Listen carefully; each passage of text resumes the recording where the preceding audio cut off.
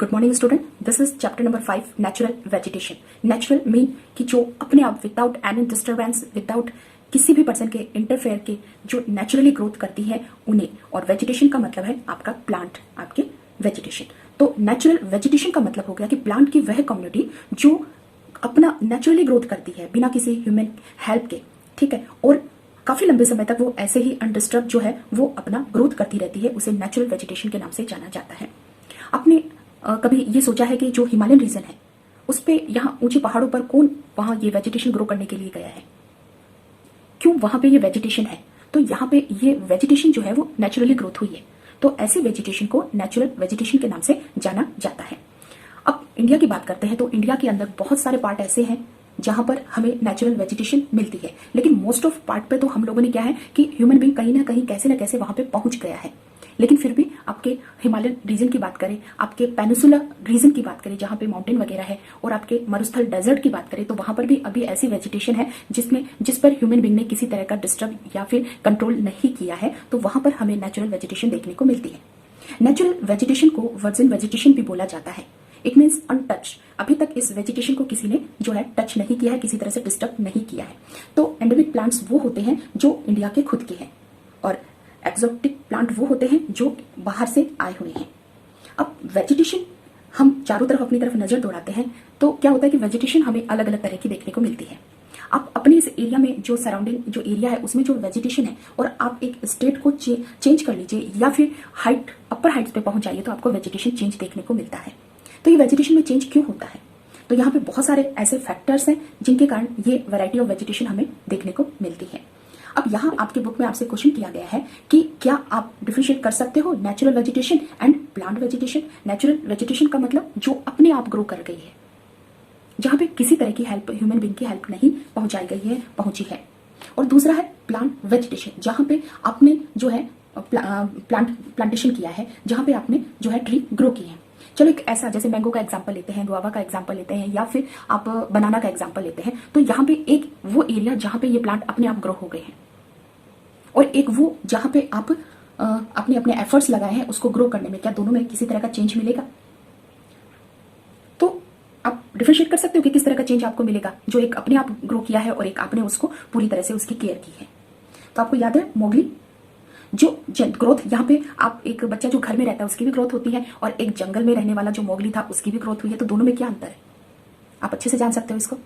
तो यहाँ पे हम आगे जो है अपना चैप्टर करते हैं कि इंडिया, सबसे पहले देखिए हम आप 6, 7, 8, 9 सब में आपने ये वेजिटेशन जो है स्टडी किया है। Natural vegetation and wild life chapter के नाम से आपने इसको स्टडी किया है।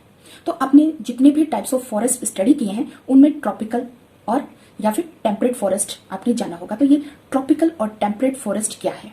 तो यहाँ देखिए आपका ग्लोब है, और ग्लोब को हमने यहाँ, ये इक्वेटर है और ये 23.5 degree in north tropic of cancer, here is a tropic of capricorn, and here arctic circle and antarctic circle. ये हमारे इंपॉर्टेंट क्या है, लैटिट्यूड्स है। तो यहाँ अगर 0 डिग्री, इट मीन्स इक्वेटर के अराउंड जो एरिया है जो ब्लू कलर से यहाँ पे शो किया गया है, तो ट्रॉपिक ऑफ कैंसर से ट्रॉपिक ऑफ कैप्रिकॉर्न के बीच का जो एरिया है उसमें पाए जाने वाले फॉरेस्ट को ट्रॉपिकल फॉरेस्ट कहा जाता है। हाँ, हो सकता है यहाँ पे पाए जाने वाले जो ट्रॉपिकल फॉरेस्ट है वो एवरग्रीन भी हो सकते हैं और डेसिडियस भी हो सकते हैं, लेकिन इस एरिया में जो भी फॉरेस्ट आपको मिलते हैं उन फॉरेस्ट को ट्रॉपिकल फॉरेस्ट कहा जाता है। और ट्रॉपिक ऑफ कैंसर और arctic circle in a north, tropic of capricorn और antarctic circle in a south, in orange वाले हिस्से में जो भी प्लांट मिलते हैं वो हम टेम्परेट फॉरेस्ट के नाम से जाने जाते हैं। ये फॉरेस्ट भी आपके अलग अलग हो सकते हैं, लेकिन यहाँ ये चीज तो आपको माइंड में होता होगा कि हम एवरग्रीन का मतलब है कि वो प्लांट जो सिंगल कोई पर्टिकुलर टाइम में अपने लीव्स जो है वो शेड नहीं करते हैं, कोई ऐसा टाइम उनके लिए नहीं होता, सारे साल वो हरे भरे या सदाबहार रहते हैं, एवरग्रीन रहते हैं, तो उसे हमने एवरग्रीन फॉरेस्ट बोला है। लेकिन उसके आगे हमने ट्रॉपिकल वर्ड जो ऐड किया है, तो ये ट्रॉपिकल क्या है? तो ट्रॉपिकल का मतलब होता है कि इक्वेटर के अराउंड जो एरिया है, जो ट्रॉपिक ऑफ कैंसर से ट्रॉपिक ऑफ कैप्रिकॉर्न के बीच का है, उसे हमने जो है ट्रॉपिकल रीजन बोला है, और उसे में पाए जाने वाले फॉरेस्ट ट्रॉपिकल फॉरेस्ट है। अब हिमालयन की हाइट देखिए, हिमालय कहाँ है? ये तो आपका इंडिया है। अब यहाँ पे हिमालयन की हाइट जो है वो टेम्परेट फॉरेस्ट में चली जाती है, टेम्परेट जोन में चली जाती है, तो हमने हिमालयन फॉरेस्ट को क्या नाम दिया है? टेम्परेट वेजिटेशन में उसको काउंट किया जाता है। तो दूसरी तरफ आपके western Ghat, Andaman and Nicobar और लक्षद्वीप वाला जो ग्रुप है उससे हमने ट्रॉपिकल रेन फॉरेस्ट बोला है, क्योंकि वो ट्रॉपिकल जोन के अंदर आता है। अब यहाँ पे बुक में ऐसा कुछ भी मेंशन नहीं देके रखा है कि जो हमने 9th में स्टडी किया है उनका कुछ भी इसमें रिपीटेशन नहीं हुआ है, just only types of forest से ये चैप्टर शुरू कर दिया गया है। लेकिन किसी भी एरिया में पाए जाने वाले जो फॉरेस्ट है, वेजिटेशन है, उस पर बहुत सारे फैक्टर जो है वो इफेक्ट डालते हैं। अब इंडिया के लिए बोला गया है कि India is a land of great variety of natural vegetation. तो कैसे है ये? हाँ, ये है कि इंडिया के अंदर आपने फिजिकल फीचर्स वाला चैप्टर जब स्टडी किया था तो हमने ये बताया था कि इंडिया में 6 टाइप्स ऑफ फिजिकल फीचर देखने को मिलते हैं। तो यहाँ पे फिजिकल फीचर्स अलग अलग हैं, तो वहां पे पाई जाने वाली वेजिटेशन भी आपको अलग अलग मिलेगी, क्योंकि वेजिटेशन के ऊपर लैंड किसी भी एरिया, अगर वो माउंटेन रीजन है, डेजर्ट है, प्लेटू है, ठीक है, घाट वाला एरिया है, तो उसका असर जो है वहां की वेजिटेशन पे मिलेगी। सॉइल की बात करें तो यहाँ पे जो है ब्लैक सॉइल या फर्टाइल सॉइल या माउंटेन सॉइल, डेजर्ट सॉइल, इन सब में भी आपको अलग अलग वेजिटेशन देखने को मिलेगा। टेम्परेचर हॉट रीजन के अंदर पाई जाने वाली वेजिटेशन जो है वो डिफरेंट टाइप की होती है कोल्ड रीजन के कंपेरिजन में। सनलाइट, जहां पे अच्छी खासी सनलाइट मिलती है वहां पे हमें प्लांट की ग्रोथ अच्छी देखने को मिलती है। रेनफॉल, अच्छा खासा रेनफॉल है तो वहां पर जो प्लांट की ग्रोथ जो है वो एवरग्रीन टाइप के प्लांट हमें देखने को मिलती है, उनकी ग्रोथ अच्छी होती है। जनरल फॉरेस्ट कहाँ पे डेवलप होते हैं, जनरल ये वेजिटेशन कहाँ पे हमें देखने को मिलती है? तो यहाँ पे जो इंपॉर्टेंट जो 2 चीजें हमें देखने को मिलती है वो है टेम्परेचर और रेनफॉल। टेम्परेचर और रेनफॉल का असर जो है वो वेजिटेशन के ऊपर सबसे ज्यादा होता है। बोल सकते हैं कि टेम्परेचर वाइज गुड है और रेनफॉल भी वहां पे बहुत अच्छा है, तो वहां पर हमें जो है फॉरेस्ट देखने को मिलते हैं। अब क्यों हमने अफ्रीका को यहाँ पे सबसे ज्यादा वेजिटेशन हमने बोला कि अफ्रीका में देखने को मिलता है? क्यों? क्योंकि वो जो एरिया है अफ्रीका की, अगर आप लोकेशन देखते हो तो अफ्रीका जो है वो कवर करता है आपका, उसका जो 0 डिग्री इक्वेटर और 23.5 है वो एकदम उसके बीच से जा रहे हैं। इट मीन्स वहां पे टेम्परेचर हाई है, और जहां पे टेम्परेचर हाई होता है वहां पर रेनफॉल भी जो है अच्छी खासी होती है।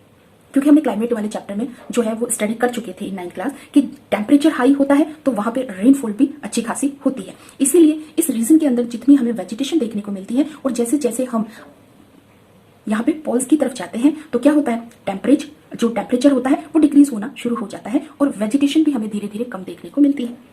ओके, क्लियर है ये? तो यहाँ पे हमने ये बताया था कि टेम्परेट फॉरेस्ट कौन से एरिया में पाए जाते हैं, ट्रॉपिकल फॉरेस्ट आपके कौन से रीजन में पाए जाते हैं। क्यों हम हिमालयन रीजन में पाए जाने वाले वेजिटेशन को टेम्परेट वेजिटेशन बोलते हैं, और इंडिया में जो great variety of natural vegetation मिलते हैं तो उसके पीछे बहुत सारे फैक्टर जो है रिस्पॉन्सिबल है। अब हमारी कंट्री के अंदर कितने वेजिटेशन जो है हमें देखने को मिलते हैं, टाइप्स ऑफ फॉरेस्ट देखने को मिलते हैं? तो फर्स्ट है tropical evergreen forest, second tropical deciduous forest, third है tropical thorn forest, fourth mountain forest, 5 है आपका लिटोरल एंड स्वैम्प फॉरेस्ट।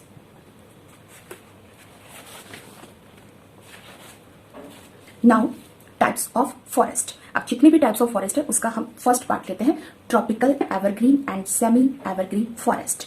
तो यहाँ पे सबसे पहले इनका मीनिंग जो है जानिए। ट्रॉपिकल मतलब रीजन अराउंड इक्वेटर, जो अभी हमने आपको समझाया था कि इक्वेटर के around it means 23.5 in a north, 23.5 in a south, जो आपका ट्रॉपिक ऑफ कैंसर और ट्रॉपिक ऑफ कैप्रिकॉर्न के बीच का जो एरिया है उसमें पाए जाने वाले फॉरेस्ट क्या नाम दिया है, ट्रॉपिकल। एवरग्रीन, तो एवरग्रीन फॉरेस्ट वो होते हैं जो ईयर में कोई स्पेसिफिक टाइम उनके लिए नहीं रखा जाता कि वो अपने लीव्स जो है वो शेड करें। अब एवरग्रीन क्यों होते हैं? देखिए प्लांट बहुत सारे, आप अपने जो ऑटम सीजन आता है या पतझड़ का जो समय आता है उसमें आपने देखा होगा कि आपके एरिया में जितने भी ट्रीज होते हैं वो अपने जो लीव्स हैं वो शेड कर देते हैं और आपको ऐसे जो है वो नेट देखने को मिलते हैं। तो यहाँ एवरग्रीन का मतलब है कि ये कंडीशन आपको वहां देखने को नहीं मिलेगी। यहाँ पे जो एवरीडे हम बोल सकते हैं यहाँ पे इक्के दुक्के जो है उनके जो लीव्स है वो गिरते रहते हैं और नए आते रहते हैं। अब फॉरेस्ट का मतलब क्या होता है, एरिया कवर्ड विद ट्रीज। यहाँ पे एरिया का मतलब है अ लार्ज एरिया जहां पे हाई टेम्परेचर होता है और हैवी रेनफॉल भी देखने को मिलती है, या फिर use area covered by the trees is known as the forest. मतलब फॉरेस्ट जो है वो लैंड है या फिर वो एरिया है जो कवर्ड विद ट्रीज है। अब हम ट्रॉपिकल एवरग्रीन फॉरेस्ट के बारे में, उसके कैरेक्टरिस्टिक के बारे में जानते हैं।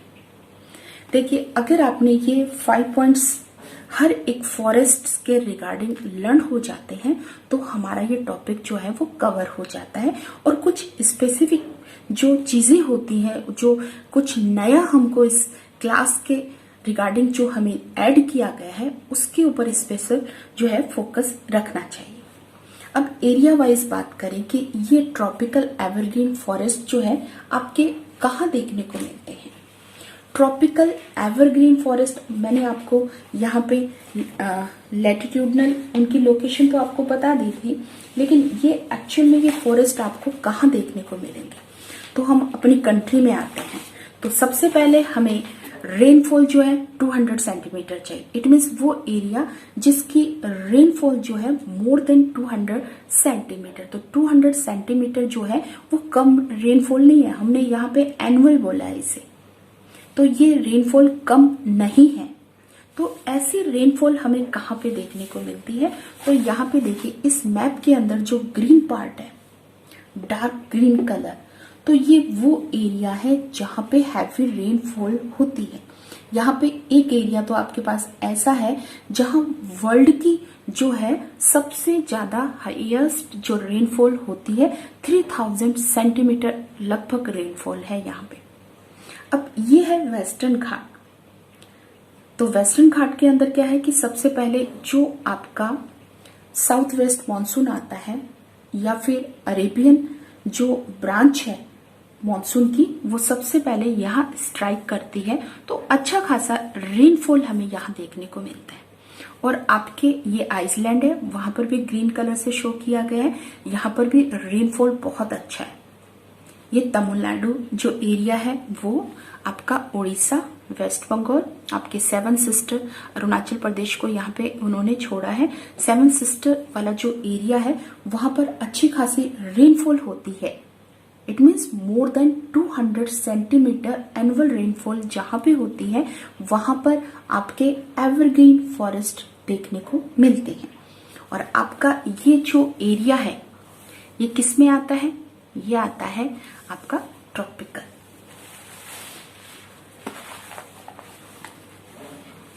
These forests are found in the western slope of Western Ghat, hills of northeastern region, Andaman and Nicobar and Lakshadweep. इन दोनों आइसलैंड पे हमें क्या है, एवरग्रीन फॉरेस्ट देखने को मिलते हैं। रेनफॉल हमारी कंप्लीट है कि 200 सेंटीमीटर अब रेनफॉल हमें चाहिए। अब टेम्परेचर की बात करते हैं, तो अभी हमने क्या बोला कि हाई टेम्परेचर, तो यहाँ पे हमने एनुअल टेम्परेचर बताया उसका, तो 22 डिग्री सेल्सियस अबव, यहाँ पे अबव 22 डिग्री सेल्सियस जो है वो टेम्परेचर होना चाहिए। और वहां पे अब जहां एनुअल हमने बात की है यहाँ पे, लेकिन आपने देखा होगा कि ड्यूरिंग द मॉनसून जो है या फिर समर के टाइम पे है, ये टेम्परेचर थोड़ा सा हमें जो है यहाँ पे इंक्रीजमेंट इस टेम्परेचर में देखने को मिलती है। लेकिन एनुअल ओवरऑल जो टेम्परेचर है अबाउट 22 डिग्री सेल्सियस हमें यहाँ पे चाहिए। अब हम बात करते हैं हाइट कि यहाँ एवरग्रीन जो एरिया है, जो फॉरेस्ट है, उनमें पाए जाने वाले जो प्लांट है, जो वेजिटेशन है, जो ट्रीज है, उनकी हाइट कितनी होती है। तो यहाँ पे 40 मीटर और above, it means 40 to 60 meter से भी हाइट ज्यादा होती है इन ट्रीज की। अब स्पीशीज की बात करते हैं, कौन कौन सी स्पीशीज जो है हमें यहाँ पे मिलती हैं इन प्लांट की। तो रोजवुड, महागनी, आइनी एंड इबोनी एसेट्रा। तो यहाँ पे ये जो है टाइप्स ऑफ स्पीशीज हमें देखने को मिलती है। लेकिन मोस्ट इंपॉर्टेंट जो फीचर है यहाँ पे वो है मल्टी लेयर्ड स्ट्रक्चर। तो नया चीज जो है वो है इसमें मल्टी लेयर्ड स्ट्रक्चर। वो क्या होता है, देखिए आपको यहाँ पे एवरग्रीन फॉरेस्ट के अंदर आपका जो प्लांट के डाउनवर्ड जो फ्लोर वगैरह होता है वो भी कवर होता है। यहाँ पे आपको जो है क्लाइंबर देखने को मिलती है। आपको यहाँ पे जो ट्री मिलेंगे वो है आपके 60 मीटर से भी अबव जो है हाइट के ट्री आपको देखने को मिलेंगे। और भी बहुत सारी ऐसी चीजें हैं। इट मीन्स ये लेयर, इट मीन्स फ्लोर भी आपका जो है कवर्ड रहता है, आपका अपर एयर भी जो है वो कवर्ड होता है। कि यहाँ पे इन्होंने ये बोला कि ड्यूरिंग द डे जो सनलाइट होती है वो ये जो ट्रीज जो होते हैं वो इतने एक दूसरे से मतलब घने होते हैं कि सनलाइट जो है इसको क्रॉस कर कर बहुत ही कम नीचे तक पहुंच पाती है। ठीक है। और मल्टी लेयर का मतलब मैंने आपको बता दिया कि यहाँ पे आपको जो है क्रीपर्स, श्रब्स और ट्री तीनों वैरायटी यहाँ पे आपको देखने को मिलेगी। Okay, now the next is tropical deciduous forest, जिसे मॉनसून फॉरेस्ट भी बोला जाता है। अब रेनफॉल हमने सबसे पहले यहाँ पे डिस्कशन रेनफॉल को किया है और मॉनसून यहाँ पे है, तो इट मीन्स क्या है कि यहाँ पे डेसिडियस फॉरेस्ट जो है वो 70 सेंटीमीटर टू 200 सेंटीमीटर रेनफॉल जिस एरिया में होती है वहां पर ऐसे फॉरेस्ट हमें देखने को मिलते हैं। तो यहाँ पे काफी गैप है, 70 टू 200, 70 सेंटीमीटर टू 200 सेंटीमीटर काफी गैप है। इट मीन्स हमने इनको मॉनसून फॉरेस्ट भी बोला है। तो यहाँ रेनफॉल के बेसिस पे, यहाँ पे अमाउंट ऑफ वाटर के बेसिस पे हमने इसको 2 कैटेगरीज में डिवाइड कर दिया, moist deciduous and the dry deciduous forest. तो मॉइस्ट डेसिडुअस फॉरेस्ट में क्या है, सबसे पहले हमारा पॉइंट है रेनफॉल पे हम डिस्कशन कर लेते हैं। यहाँ पे 100 to 200 centimeter and here 70 to 100 centimeter के लगभग बीच की जो रेनफॉल है उनमें पाए जाने वाले फॉरेस्ट। अब मॉइस्ट डेसिडुअस फॉरेस्ट आपको कहाँ पे मिलेंगे, कौन से एरिया में मिलेंगे, तो यहाँ पे ये आपको eastern part of the country and eastern slope of the western Ghat. अब ये आपका वेस्टर्न घाट है, वेस्टर्न घाट का ये वाला हिस्सा,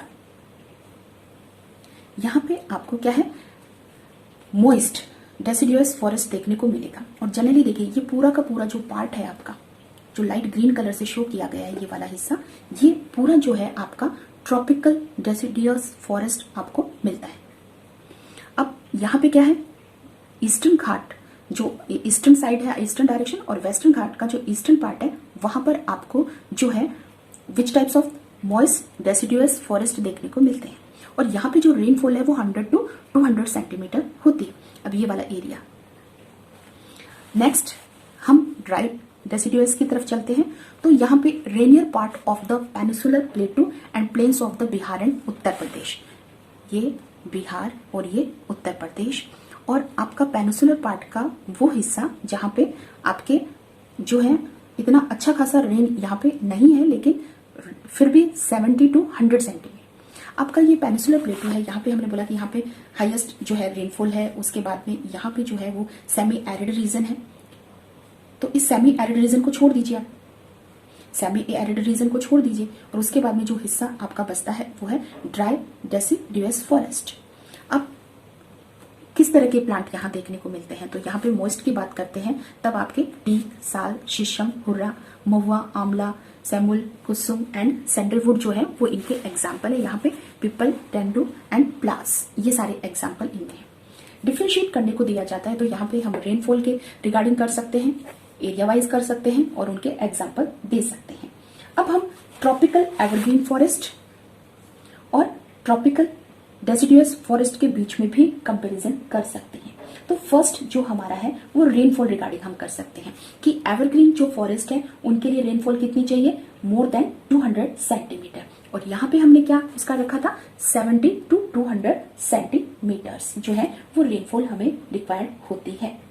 और दूसरा कंपैरिजन जो है हम यहाँ पे डेसिडुअस और एवरग्रीन के बेसिस पे कर सकते हैं कि डेसिडुअस जो फॉरेस्ट होते हैं वो एक पर्टिकुलर उनका एक टाइम होता है जिसमें वो अपने जो लीव्स हैं वो शेड कर देते हैं, और एवरग्रीन में ऐसा पर्टिकुलर कोई टाइम उनके लिए नहीं रहता। तो एक डिफरेंट शेड दोनों के बीच में करते हैं या इनको एक्सप्लेन करते हैं तो हम इसका मीनिंग बता सकते हैं। अब सर यहाँ पे एवरग्रीन की बात करें तो वहां पे कोई यहाँ पे उनका टाइम नहीं रहता, स्पेसिफिक कोई टाइम नहीं है कि वो लीव्स को शेड करे। तो as such this forest appear green all the year. And यहाँ पे क्या होता है कि डेसिडुअस फॉरेस्ट की बात करते हैं तो ये वो फॉरेस्ट होते हैं जो क्या करते हैं, shed their leaves for about 6 to 8 week in a dry summer. Summer का जो टाइम होता है उसमें ये सारा जो है उनके लीव्स जो है वो गिर जाती हैं, और वहां एवरग्रीन में क्या है, लीव्स नहीं शेड की जाती है। और यहाँ पे एक चीज मैंने पहले भी बोला था कि एक नई चीज जो हमें 11th क्लास में देखने को मिलती है उसके ऊपर ज्यादा फोकस करना चाहिए। तो यहाँ पे मॉइस्ट डेसिडुअस और ड्राई डेसिडुअस फॉरेस्ट में एक चीज उन्होंने बताई है कि ड्राई फॉरेस्ट की उन्होंने एक बहुत अच्छी यहाँ पे बात बताई है कि अगर ड्राई फॉरेस्ट में थोड़ा सा भी वेटर एरिया हमें मिलता है, वेटर मार्जिन होता है, तो ये किस में कन्वर्ट हो जाते हैं, ये मॉइस्ट डेसिडुअस फॉरेस्ट में कन्वर्ट हो जाते हैं। और अगर ड्राई इससे भी ज्यादा कम रेनफॉल अगर देखने को मिलती है तो ये फिर आपके जो है थॉर्न फॉरेस्ट में में कैटेगराइज हो जाते हैं। ठीक है, it means 70 to 100 centimetre rainfall से अगर ज्यादा होती है तो वो इसमें काउंट हो जाते हैं, और इससे कम होती है तो फिर वो काउंट हो जाते हैं आपके थॉर्न फॉरेस्ट में। ठीक है, अब एक चीज यहां पे है कि जो ब्रिटिश लोग थे, जो ब्रिटिश इंडिया को अपनी कॉलोनी बनाई थी, तो वो फॉरेस्ट का जो इंपॉर्टेंस थी या फॉरेस्ट की जो इकोनॉमिक वैल्यू थी उसको बहुत अच्छे से समझते थे, और इसी कारण उन्होंने क्या है कि इस फॉरेस्ट एरिया का जो है फॉरेस्ट अपने इंडिया के जो फॉरेस्ट है उसका एक्सप्लोटेशन उनके द्वारा किया गया।